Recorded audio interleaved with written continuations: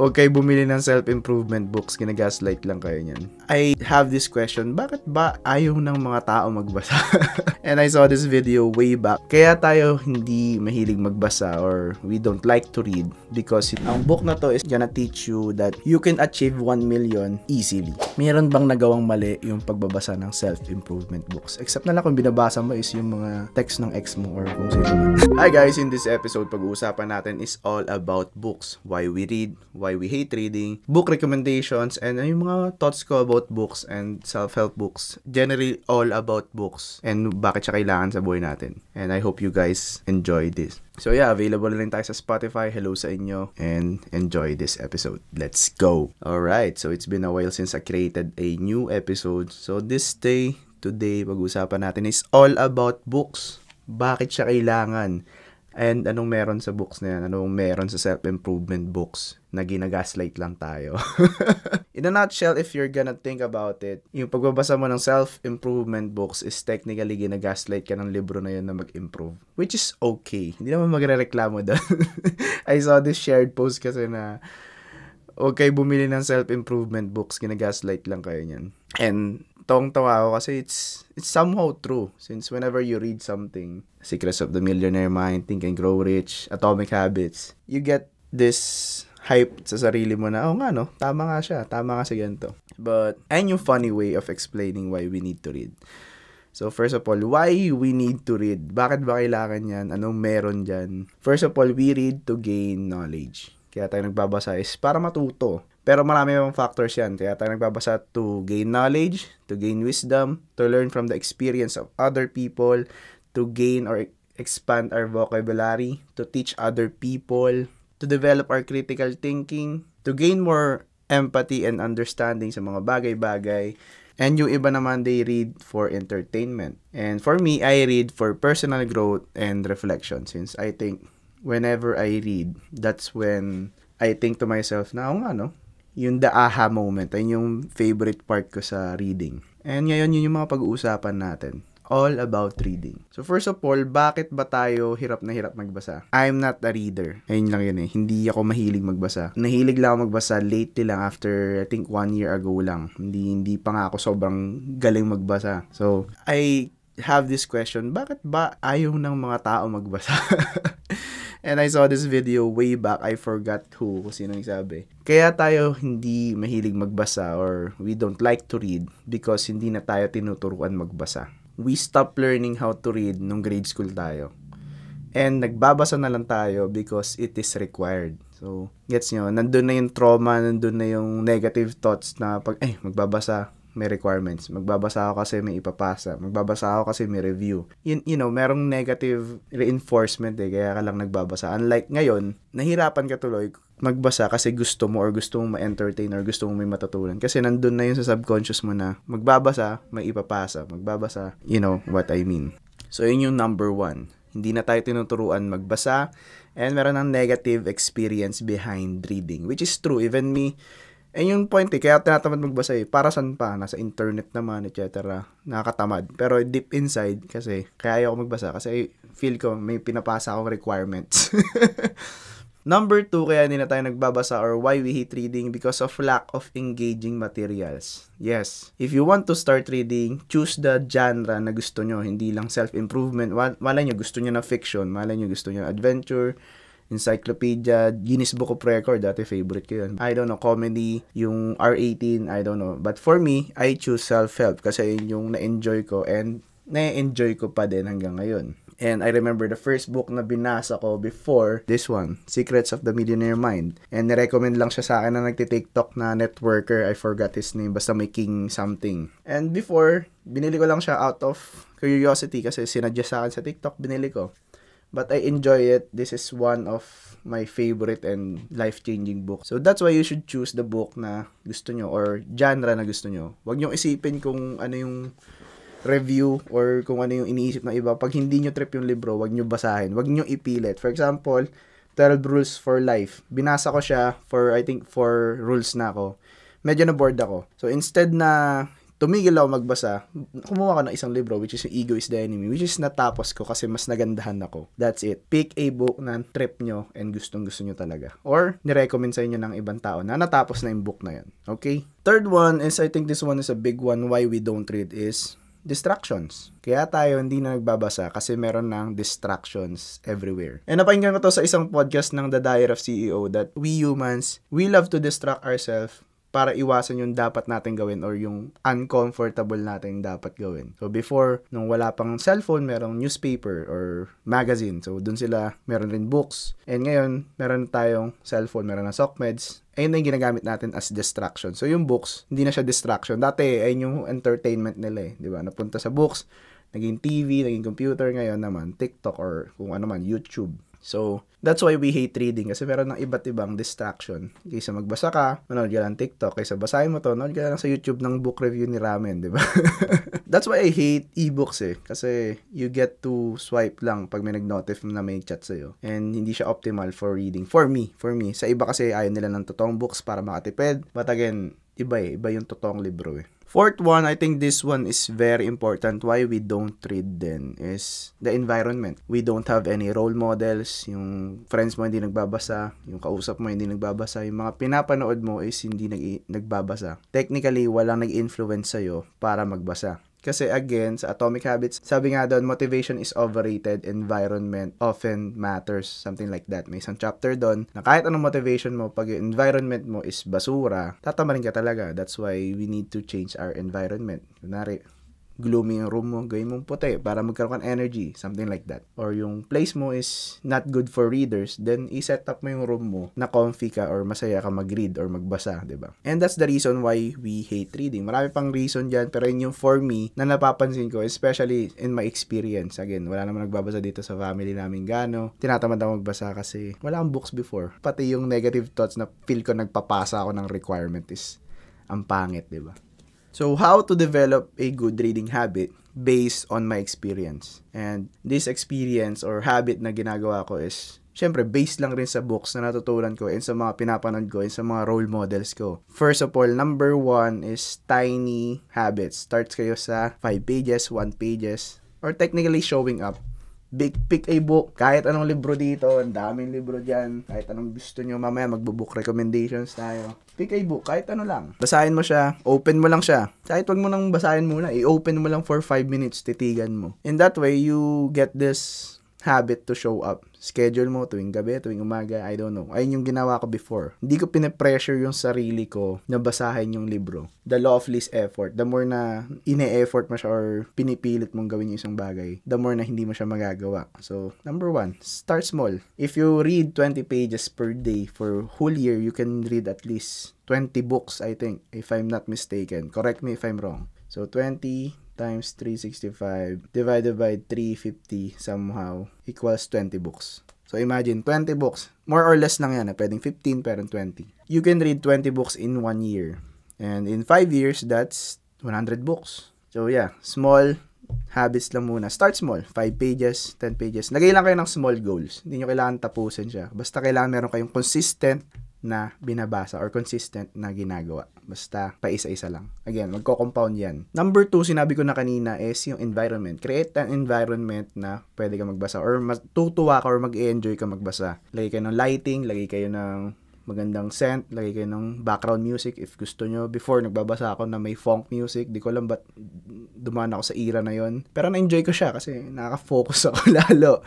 And lagay kayo ng environment na mag-i-enjoy ka magbasa. Since again, motivation is overrated, environment matters often, di ba? Number 3, choose topics that you enjoy. Fiction, self-help, mystery, I don't know, seduction, or kung ano man. Basta mag-enjoy ka. Again, pag gusto mo yung binabasa mo, bakit ka magbo-board, di ba? If mag-uusap tayo dito about stoicism, about self-improvement, about trading, hindi ako mapapagod magsalita. Kahit mag-usap tayo buong araw, okay lang. Same with reading. If you're interested sa isang bagay na yun, bakit ka mapapagod may pag-usap or magbasa, di ba? basic. Number 4 is set a reading time. Like I said, maglagay ka ng time, umaga, gabi, or tanghali, or pagkagising mo. Number 5 naman is to limit your distractions. Oftentimes, kaya ako nakakatamad magbasa kasi makikita mo, magre-ring yung phone mo, di ba basahin mo, tinamad ka na magbasa, magti-TikTok ka na, etc. So, ang ginagawa ko pag nagbabasa ako is, I set a timer sa phone ko. Then, iniiwan ko yung phone ko somewhere, sa malayo, para di ko siya maabot. Then, magbabasa na ako. Makikita mo, ang tagal mo na pala nagbabasa. Pagbalik ko sa phone ko, 30 minutes na pala ako nagbabasa. Imagine that. 30 minutes na walang phone. Sobrang hirap nun para sa modern days ngayon. Para sa ibang tao, sobrang hirap nun. Para sa akin, sakto lang. Chill lang. Pero kasi, sometimes it's hard for me kasi yun yung work ko sa contents. I do research, I content, I record, I write scripts, etc. So, yeah, reading is one of my escapes rin sa ginagawa ko lately. Number 5 for me, and this is for me only, try to read physical books. Boss Ramen, ang mahal naman yan. Boss Ramen, 1K to. Meron akong books dito, 3K.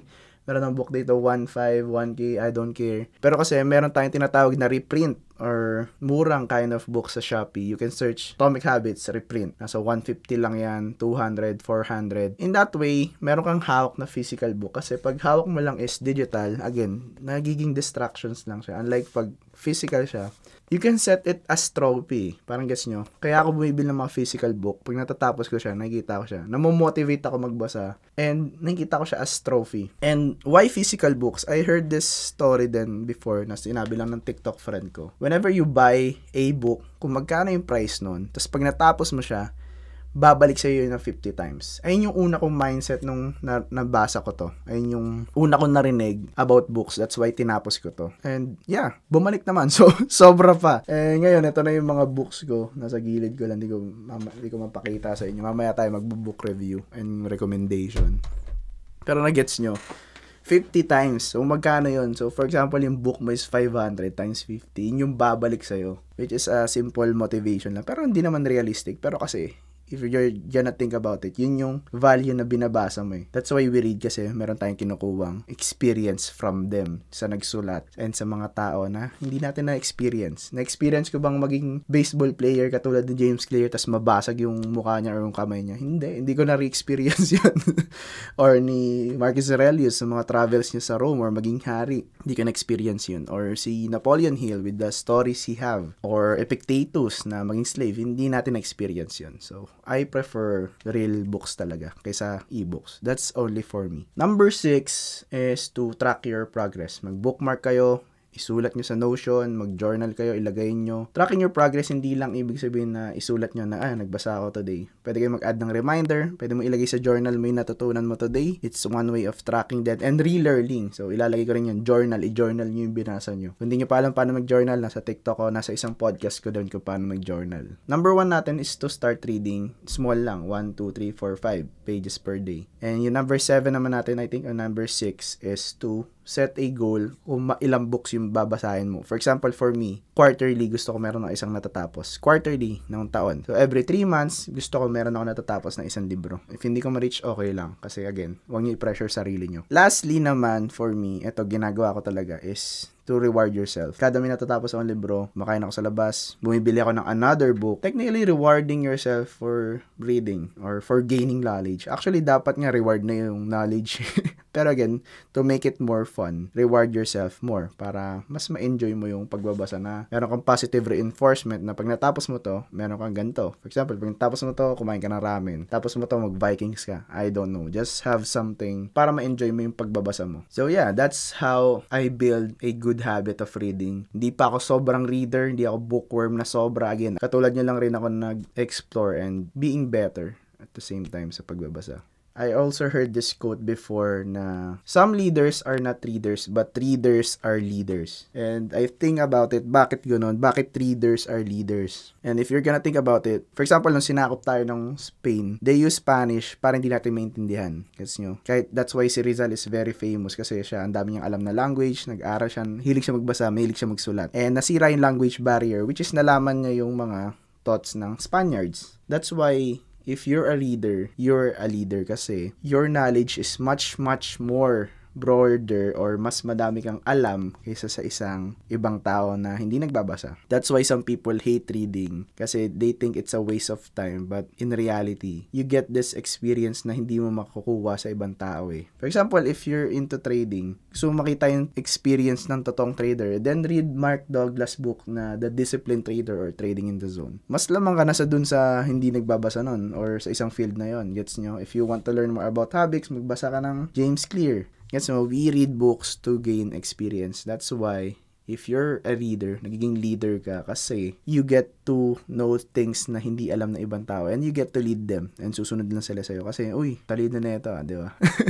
But again, not all leaders are readers. That's why I think Elon Musk started reading, bata pa siya. And I think Bill Gates, if meron siyang skill na gusto pang matutunan or ma-improve is reading, is to read faster. Imagine that, billionaire ka na, and yung skill na gusto mong matutunan pa is to read faster. Kasi gusto niya magbasa ng maraming libro to gain knowledge, to gain everything. And for me, isa rin yung sa skill na gusto ko or pangarap ko makuha, which is wina-work on ko, so hindi naman na siya pangarap. Since again, if you're working into something, then you're on your way there. Just imagine that. It doesn't mean na kailangan mong basa ng 100 books. It just means you have to be a reader. The goal is to be a reader, not to read fast. Okay? The goal is to be a reader, not to read fast. Kailangan mong masanay magbasa, hindi magbasa ng mabilis. Hindi ka naman sasali sa contest. And anong sense? Sabi nga ni Ryan Holiday, spend as much time sa book mo kaysa madaliin mo. If kailangan mo i-digest yung 5 pages na binasa mo today, that is much more better kaysa madaliin mo then mag-on to the next ka, which is not, or wala ka na natutunan sa book na yun. That's why for me, mas okay na masterin mo yung isang book muna and apply it bago ka mag-on to the next or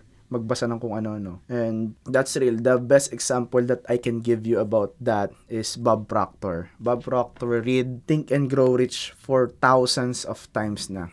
And I think namatay na si Bob Proctor, rest in peace to him. Panoorin niyo sa YouTube, meron siya mga videos about Think and Grow Rich. And ayun lang ginawa niya, binasa niya yung libro ng Think and Grow Rich for thousands of times or hundreds, I don't know. And every time na binabasa niya yan, may natututunan ka. Sabi nga nila, the first time you read a book, may matutunan ka. The second time you read a book, may matutunan ka pa rin. Kasi ibang tao ka na eh. After I read this one, hindi na ako yun eh. Gets mo? After I read Secrets of the Millionaire Mind, nalaman ko na meron pala akong poor mindset. Nalaman ko na ganito pala yung mga tao sa paligid ko. Ganito pala yung pag-change, etc. Same with Atomic Habit. Same with The Strangest Secret or The Think and Grow Rich. Again, hindi mo kailangan magbasa ng maraming libro. Kailangan mo lang magbasa ng isang libro na maganda and i-apply mo siya sa sarili mo. Just like what Bob Proctor did. And ayun lang ginawa niya buong buhay niya. Nagbasa siya, inalat niya yung time niya sa Think and Grow Rich, pinagkakitaan niya yung Think and Grow Rich, and naging sikat siya na public speaker and motivational speaker by just reading Think and Grow Rich. Imagine if you study 1 in a million 90-day challenge and you apply it, then you can get 1 million in 90 days. Probably, since ayun yung technically yung book na to, diba? So yeah, hindi yan sa dami, nasa application yan. Always remember that. Okay, so punta naman tayo sa book recommendations. Ito, sasabihin ko rin yung mga title para sa mga nakikinig sa Spotify. Ito, this is not in order. Ito lang yung mga books na meron ako. Yung iba dito is hindi ko pa nababasa. Disclaimer lang. I just like to buy books. Kasi again, natutuwa ako kada may natapos ako. So, dito hindi pa nabasa, iba dito, hindi ko talaga binasa. Sasabihin ko bakit. Let's go. Number 1, 1 million 90-day challenge ni Venny Flores. Venny Flores is a Filipino author. And this cost, I think, 900 pesos. This one is given to me by my mentor, Crit G. It's a fast-paced to read kasi yung isang page niya is for journal. So, I might reread this ulit with the journal part. Pwede kayo mag-notes. Ang book na to is technically gonna teach you that you can achieve 1 million easily. Which is for me, I achieved 1 million for 90 days rin. 3 months ako sa crypto nung na-reach ko yung first M ko. And dito, i-break niya kasi yung mentality ng mga Pinoy na first M or 1 million is super laki. For example, bibigyan ko lang kayo ng math na nakalagay dito sa book niya. If you want 1 million, you can ask 1 peso sa 1 million na tao or 10 peso sa 100 100,000 na tao, or 100 pesos sa 10,000 na tao, or 1,000 to 1,000 na tao, or 2,000 to 500 na tao. Imagine that, with just 2,000, magbenta ka ng 2,000 peso worth na something sa 500 na tao, meron ka ng 1M. Yung sinasabi niya dito na madali lang yun. Technically yung book na to, it will break your mindset na 1M equals mahirap makuha, which is very, very good book. And also a local author, which is ma-enjoy mo kasi makaka-relate ka since Pinoy siya. Venny Flores, 90-Day Challenge. Let's go. Next naman, Secrets of the Millionaire Mind. The author of this is T. Harv Eker. This is my first book na binasa sa lahat. Shoutout dun sa nagti-TikTok na nag-recommend, na nag-reply sa comment ko. This one will tell you kung ano ba yung poor mindset versus rich mindset. This one will also teach you about money blueprint. Kung bakit ganun yung behavior natin towards sa mga tao, sa pera, and sa lahat. And dito ko rin una natutunan yung lagi kong sinasabi na thoughts leads to feelings, feelings leads to action, and actions leads to result. So, TFAR, I don't know. Something like that. And yeah, very good book. Meron dito mga wealth files. Again, for example, wealth number 1, poor mindset, life happens to me. Rich mindset, I create my own life. So, dito malalaman mo kung ano yung pinagkaiba nila. So, for example, ang traits ng poor mindset is they complain. Bayan, ang hirap ko. They justify their action. And next naman is they blame others. Yung gobyerno may kasalanan kaya ako mahirap. Poor mindset. Unlike sa rich mindset, I create my life. I create my opportunities. Actually, pag tinuro mo to online, maraming maapakan tao dyan kasi, privilege mo naman. Pero technically, nandito lang. That's the reality. Yun lang yung reality. Kaya hindi ko rin to gano'n ginagawa ng contents. Kasi baka sabihin, ay, napaka-privilege. Mo naman. Pero yeah. Secrets of the Millionaire Mind. Basahin nyo. It's a great book. It will change your life. It changed mine. Same with the 90-Day Challenge ni Venny Flores. Next naman is, dito puro pera muna tayo, Psychology of Money. Author niya is Morgan Housel. Technically, yung book na to talks about the psychology of money. Kung paano tayo bumibili, bakit tayo bumibili ng certain things. So, gets nyo? Hindi ko pa siya natapos, kalahati pa lang. Pero yeah, technically about money, about pera din. Medyo na-bored lang ako, kaya hindi ko siya tinapos. Again, huwag niyo ipilit yung sarili niyo sa hindi niyo gusto.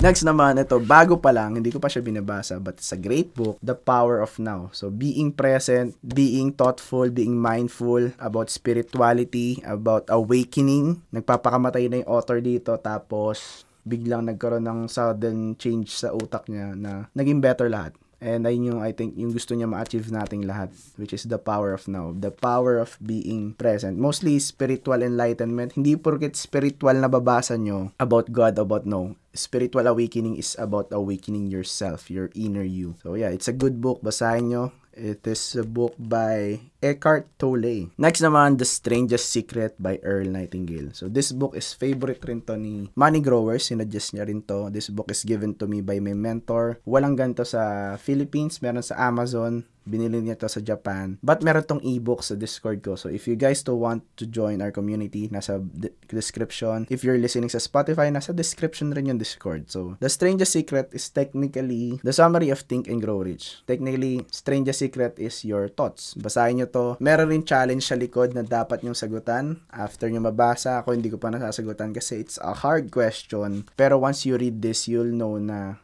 the true meaning of success. I created the video about this one then. And the power of your thoughts. So, basahin nyo siya. It's a great book. Meron merong e-books kasi wala to sa Pilipinas. I don't know if meron na. Comment down below if meron. Next naman ito, bago lang. Hindi ko pa siya binabasa. I just know it's about masculinity. Pero again, di lang siya panlalaki. If you're a girl, you can also read this one. Pero yeah, mostly panlalaki siya. Ayun yung title, The Way of the Superior Man. And the author is David Deida. So, Spiritual Guide to Mastering Challenges of Women, Work, Sexual Desire. So again, hindi porket spiritual is about religion. Alright?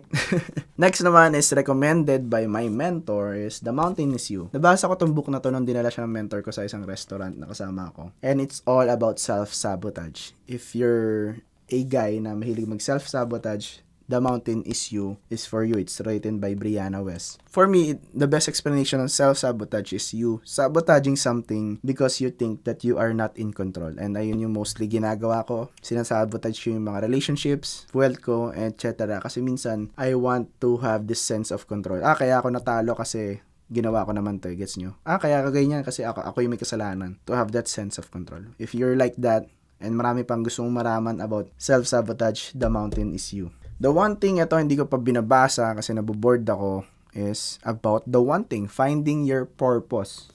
Although hindi ko lang to binasa kasi may iba akong mas gusto na Finding Your Purpose, which is The Strangest Secret. Pero to is about that. Finding your one thing. The one thing. Good read din, sabi ng friend ko, by Gary Keller with Jay Parasan. So yeah, try to read it, The One Thing. How to Win Friends and Influence People. Very OG, self-help books. Technically sa mga hirap makipagkaibigan and how to network or be a good networker. So networking di ibig sabihin magbenta. Networking is talking to people and influencing them or makipag-connect. This is a good book. Basahin siya. How to Win Friends and Influence People. Some of the tactics are very old na pero again, it works. That's why timely siya. Next naman is Japanese way of being or building habits is Kaizen. Hindi ko pa siya binubuksan kasi hindi ko siya binasa kasi sabi ng mentor ko, corny daw. Pero again, don't judge the book by its cover. Pati sayang to, it's a hardbound book. Babasahin ko rin siya siguro after ko i-read yung Atomic Habits. Pero again, tinanong ko Atomic Habits or Kaizen, Atomic Habits pa din. So, okay guys, if you guys do want to read this one Japanese books rin na wala ako is yung Ikigai. Ikigai is finding your the one thing, parang the one thing lang din.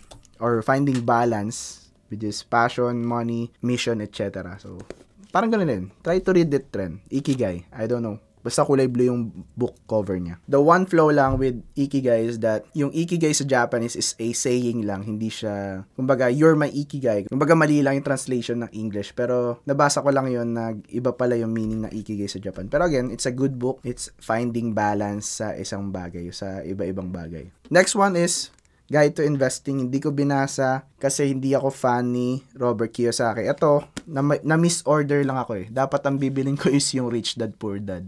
Napindot ko pala to. Pero meron ako Rich Dad Poor Dad, kinuha lang ng friend ko, tapos nasira niya. So, binigay ko na sa kanya. Pero yun, nabasa ko siya. Pero mas favorite ko pa din yung Secrets of the Millionaire Mind. And the problem lang with Rich Dad Poor Dad is, I think puro traditional siya. Pero again, it's a good book pa din. Very timely. Some people change their lives with that book. So, wala masabi. Hindi ko rin naman siya natapos. So, wala ako sa rason para mag-judge ng book ngayon.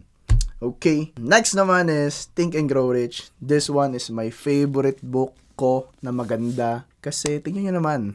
Limited edition. Ang mahal nito. Dalawa kami ng mentor ko. Binilan ko siya neto as a gift to him. And yeah, this one is my favorite book din. Isa. So, Think and Grow Rich written by Napoleon Hill. Technically, yung book na to is about thinking about the power of your thoughts. Hindi ko na i-spoil. Maraming story dyan. Basahin nyo na lang. It's a great book. Again, si Bob Proctor nga, binasa yan for 8,000 times na. So, bakit ganon? Bakit niya babasahin yan kung hindi maganda? Alright?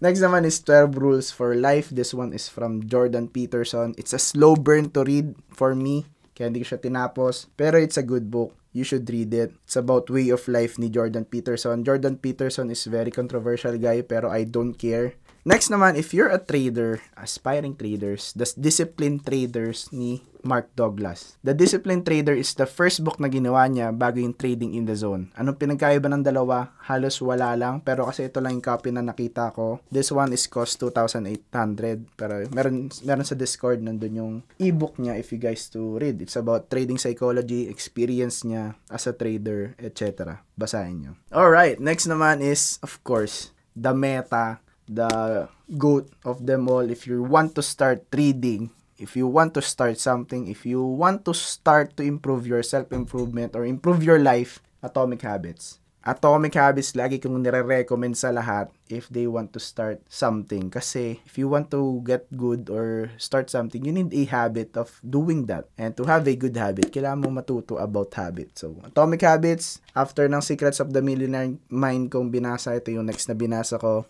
Never regret this one. Binabasa ko siya ulit. Super good book. It will teach you about habits, how to break habits, and how to maintain your good habits. So, basahin siya. James Clear. Shoutout sa'yo. Sponsor me. Joke lang. Next one, this one is currently, riniread ko rin is John C. Maxwell's The Winning Attitude, Developing Leaders Around You, and Becoming the Person of Influence. So, this book is very makapal. Nandun pa lang sa first part niya, which is yung The Winning Attitude. This mostly is about being a leader. And medyo Christian yung book rin na to since may mga Bible verse, but I love it. It's a good book. Malaki yung text, wag kayo ma-intimidate. So, malaki yung text niya. And it's a good book. Try to read it. This cost me, I don't know, 1.5. I forgot. Pero yeah, mostly John C. Maxwell is very sikat na for being public speaker or being a leader, which is ayun yung I aspire to be, which is to be a person of influence. And the last part is about Stoicism. So, next book natin, wala, nasa friend ko, is The Daily Stoic by Ryan Holiday. Try to read it if you want to get into Stoicism. Since doon, everyday meron doon daily reflection sa mga Stoic philosophy quotes. And makita mo doon yung real life application or reflection niya sa isang quote na yon. So, Daily Stoic, Ryan Holiday. Next naman is books ni Ryan Holiday. Wala ako ng Ego is the Enemy, binigay ko somewhere. Obstacle is the Way is about conquering or being courageous. Courage, meron na siyang book doon. Discipline, meron na siyang book doon. Technically, lahat ng books ni Ryan Holiday, basahin nyo. And from his mentor, re-recommend ko din si Robert Greene. Basahin niyo yung 48 Laws of Power para ma-familiarize kayo doon sa Laws of Power. Pero wag niyo siyang gawing personality. It's a great book. Try to read it. Mastery is about mastering something. Law of Seduction is about parang how to win friends and influence people. Kumbaga, how to talk to people or how to get charismatic. Hindi lang sa sexual shit yun. And Law of Human Nature. So, Robert Greene, basahin nyo.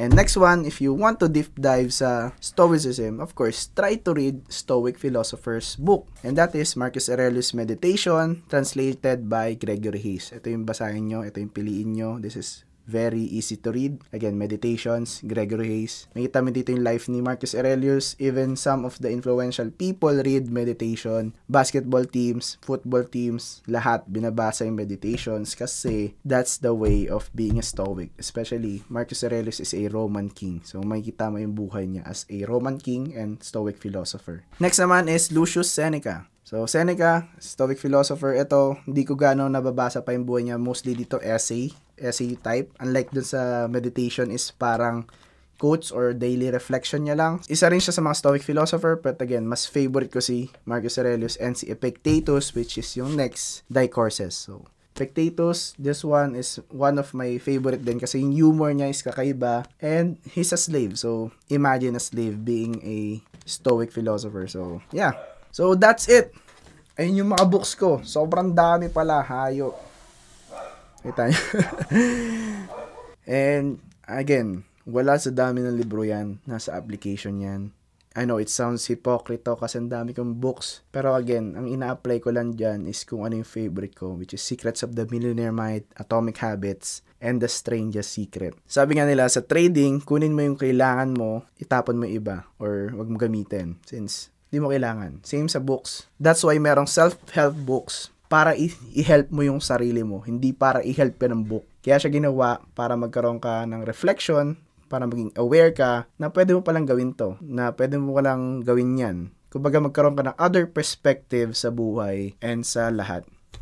That's the point of self-improvement books. Hindi para gaslightin ka. It's for you to have more perspective sa buhay. Since hindi yan matuturo ng teacher mo, ng pamilya mo, or ng kahit sino. Since iba-iba tayo ng expertise sa mga bagay-bagay. Except na lang if may mentor ka like James Clear or Ryan Holiday in person. Why not, diba? Pero again, even them for sure is nagbabasa. Kasi hindi sila magiging ganun ka wise or katalino if hindi sila magbabasa ng libro.